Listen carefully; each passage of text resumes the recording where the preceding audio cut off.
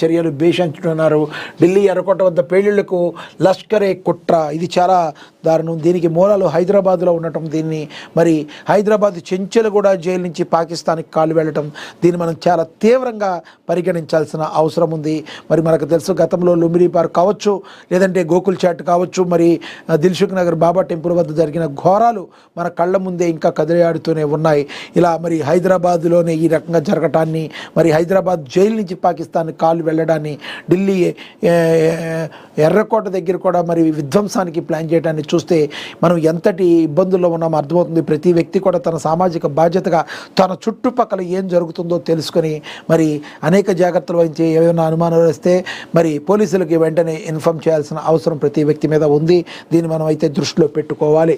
ఇతర నగరాల్లోనూ ఈ IED పేలుళ్లకు plan, ప్రముఖ దేవాలయాలు లక్ష్యంగా దాడులు జరిగే ఛాన్స్, ఇస్లామాబాద్ మసీద్ పేలుడుకు ప్రతీకంగా మరి ఉగ్రవాదుల కుట్రలు, ఢిల్లీలోని ఎర్రకోట, చాందినీ చౌక్లో ఒక ఆలయం మరియు దేశవ్యాప్తంగా ఉన్న ఇతర ప్రధాన దేవాలయాల సమీపంలో పేలుళ్లు జరపాలని పాకిస్తాన్కు చెందిన లష్కరే తోయిబా ప్లాన్ చేస్తుందని సమాచారం. పాకిస్తాన్ రాజధాని ఇస్లామాబాద్లోని ఒక మసీదులో ఫిబ్రవరి 6న జరిగిన పేలుడుకు ప్రతీకారంగా ఈ దాడులకు ప్లాన్ చేస్తున్నట్లుగా ఇంటెలిజెన్స్ వర్గాలు సమాచారం అందిస్తున్నట్లు తెలుస్తుంది. భద్రతా సంస్థల సమాచారం ప్రకారం లష్కరే తోయిబా ఉగ్రవాదులు ఇంప్రోవైజ్డ్ ఎక్స్ప్లోజివ్ డివైస్ ద్వారా దాడికి కుట్ర పన్నుతున్నట్లుగా తెలుస్తుంది. ఫిబ్రవరి 6న ఇస్లామాబాద్లోని మసీదులో జరిగిన పేలుడుతో ప్రతీకారం తీర్చుకోవడమే ఈ కుట్ర వెనుకున్న ప్రధాన ఉద్దేశమని భద్రతా దళాలు అయితే చెప్తున్నాయి. మరి ఇలాంటి కుక్కల్ని మరి ఇలాంటి కుక్కలు ఏవైతే ఉన్నాయో ఇండియాలో దారుణంగా ఇలా చేయడానికి ఇండియాలోనే కొంతమంది దౌర్భాగ్యులు కొంతమంది ఉండి ఇప్పటికీ కూడా పాకిస్తాన్కి వర్క్ చేసేవాళ్ళు. ఇండియాలో ఎవరు సపోర్ట్ చేయకపోతే అది జరగదు. ఇలాంటి దేశద్రోహులందరినీ ఏం చేయాలో మీరేమంటారో కింద కామెంట్ బాక్స్ రూపంలో కామెంట్ చేయండి. ఇక తెలంగాణ ఉద్యమకారులను విస్మరించిన కాంగ్రెస్ పార్టీ అని డీసీసీ అధ్యక్ష పదవికి రాములు అర్హుడు కాదా అని చెప్పి తెలంగాణ ఉద్యమకారుడు కాంగ్రెస్ పార్టీ రాష్ట్ర సీనియర్ నాయకుడు రాములు కాంగ్రెస్ కమిటీ డీసీసీ అధ్యక్ష పదవికి దక్కపోవడం చర్చనీయాంశంగా మారడంతో అతను ఈ వ్యాఖ్యలు చేయడం అయితే జరిగింది.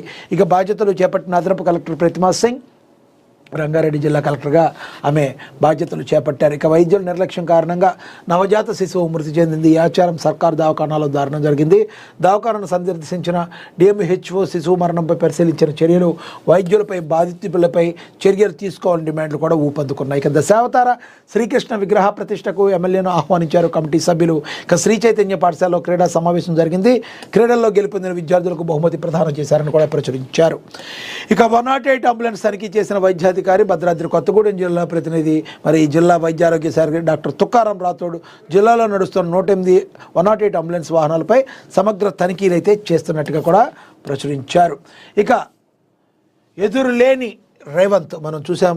మరి రేవంత్ రెడ్డిపై వీకెండ్ అనాలిసిస్లో మరి తన యొక్క అభిప్రాయాన్ని స్పష్టంగా చెప్పారు కంది రామచంద్రారెడ్డి.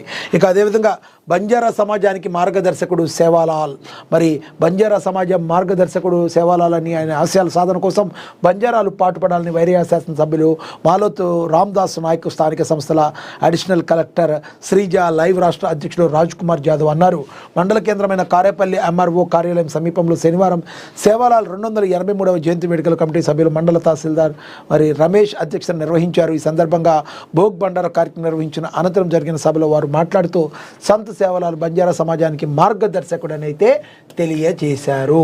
మరి ఎస్తేరు రాణి సేవలు ఏవైతే చిరస్మరణీయమని చెప్పి ఎమ్మెల్యే కోనంనేని సాంబశివరావు కూడా చెప్పారు. ఇక ఆదర్శ గ్రామాలుగా తీర్చిదిద్దాలని, పంచాయతీరాజ్ చట్టంపై సంపూర్ణ అవగాహన కలపాలని భద్రాద్రి కొత్తగూడెం జిల్లా కలెక్టర్ జితేశ్వి పాటిల్ మరి చెప్పినట్టుగా కూడా ప్రచురించారు. ఇక మున్సిపల్ చైర్పర్సన్గా బండారి అనుష బాధ్యతలు స్వీకరించారు, అభినందించారు. Assembly incharge, Congress assembly incharge Kandi Srinivasareddy, కౌన్సిలర్లు, కాంగ్రెస్ శ్రేణులు పట్టణ ప్రగతికి కృషి చేస్తామన్నారు నూతన చైర్పర్సన్ అనుష సతీష్. మనకి తెలుసు ఆదిలాబాద్లో ఈ రోజున మరి కాంగ్రెస్ పార్టీ ఇంత బలంగా ఎదిగి మున్సిపల్లో కాంగ్రెస్ పార్టీని జెండాను రెపరెపలాడించడానికి ముఖ్య కారకుడు ఈ పర్సన్ కంది శ్రీనివాసరెడ్డి. ఆయన మొక్క ఓనె దీక్షతో మరి ప్రతికూల ఘటనలు ఎదురైనప్పటికీ మనకు తెలుసు అద్భుతమైన బ్యాటింగ్ పిచ్ మీద ఎవరైనా బ్యాటింగ్ చేస్తారు. కానీ బౌలింగ్ పిచ్లో బ్యాటింగ్ చేసి 60-70 రన్స్ 80 రన్స్ కొట్టినా కూడా, సెంచరీ చేయిపోయినా కూడా 60-70 రన్స్ కొట్టి పార్టీ మరి మ్యాచ్ గెలుపుకి ఎవరైతే కారణమవుతారో అతనే సూపర్ హీరో. మనం కంది శ్రీనివాసరెడ్డిని అలా చెప్పొచ్చు. ఓ పక్క మహారాష్ట్ర నుంచి ఓటర్లందరూ కూడా మరి ఆదిలాబాద్ లోపలికి చొచ్చుకొచ్చి ఒకవైపు కొంత తప్పులు తరగగా నడుస్తున్నప్పటికీ ఎదురొడ్డు ఉండి కాంగ్రెస్ పార్టీకి మరి ఎవ్రీ టైం ఓట్ బ్యాంకును పెంచుకుంటూ తనదైన శైలిలో కష్టపడుతూ 3.5 సంవత్సరాల పాటు మరి అన్నదానాన్ని చేస్తూ 108 లాంటి అంబులెన్స్ సేవల్ని సొంత ఖర్చులతో మరి అంబులెన్స్ సేవల్ని అందిస్తూ ప్రజలందరినీ మన్ననలు పొంది మరి కాంగ్రెస్ పార్టీకి మరి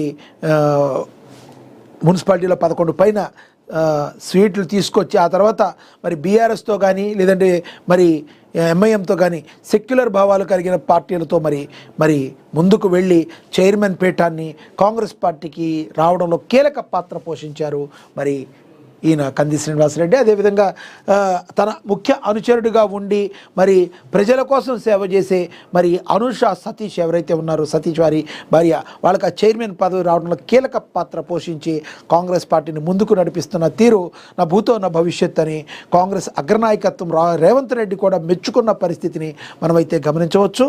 సో అనుష సతీష్కి కాంగ్రెస్ అయితే చెప్పారు. ఆదిలాబాద్ మున్సిపల్ సర్వతోముఖాభివృద్ధికి తన శక్తి వంచన లేకుండా కృషి చేస్తానని మున్సిపల్ చైర్పర్సన్ బండారి అనుష సతీష్ అన్నారు. శనివారం ఆమె పట్టణంలోని మున్సిపల్ కార్యాలయంలో తన ఛాంబర్లో బాధ్యతలు స్వీకరించారు. శాస్త్రోక్తక పూజల అనంతరం తన సీట్లో ఆసీనులయ్యారు. సర్వమత ప్రార్థనలతో ఆశీర్వచనాలు అందించారు.